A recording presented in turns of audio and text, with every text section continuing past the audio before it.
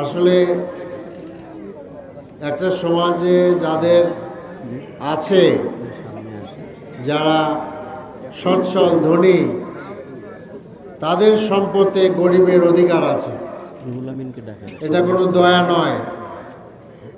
এবং আসলে আমি যেটা মনে করি যে আমাদের সমস্ত সমাজের সমস্ত সচ্ছল ব্যক্তিদের আশেপাশে পাড়া প্রতিবেশীর দুঃখী মানুষের পাশে দাঁড়ানো দরকার। শুধু রমজান নয়, সব সময়ের জন্য দরকার।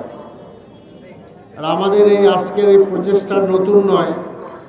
জামাত ইসলামীর এটা একটা রেগুলার প্রোগ্রাম এবং এই প্রোগ্রাম অব্যাহত থাকবে। আমরা শুরু করেছিলাম শিল্পাঞ্চল থেকে, এরপরেও আমরা শেরেবাংলা নগরে একটা বড় প্রোগ্রাম আমরা করেছি, সেখানেও আমরা অনেক ফুড প্যাকেট বিতরণ করেছি।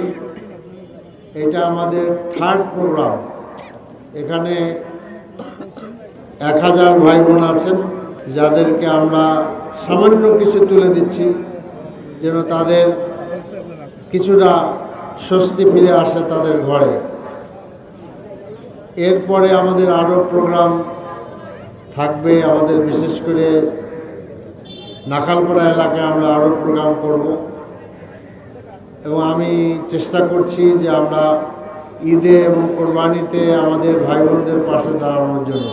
তো আমি এই সুযোগে আপনাদের মাধ্যমে বাংলাদেশের সকল ধনাঢ্য ব্যক্তিদের কাছে এই দরখাস্ত করতে চাই, আপিল করতে চাই যে আপনারা মানুষের পাশে দাঁড়ান, কারণ আপনাদের সম্পত্তিতে তাদের অধিকার আছে। আল্লাহ তাআলা এর প্রতিদান আপনাদেরকে আখিরাতে দেবেন। রাজার হস্ত করে কাঙ্গালের দল চুরি, কবির এই গানটির সাথে আরো একটি লাইন আমি উচ্চারণ করছি। তোমরা যারা ভাবছো বলে আমরা মানুষ কিনা, আমরা মানুষ, বাক্য শুধু আমার ফুলের সাথে করতে প্রবন্ধ।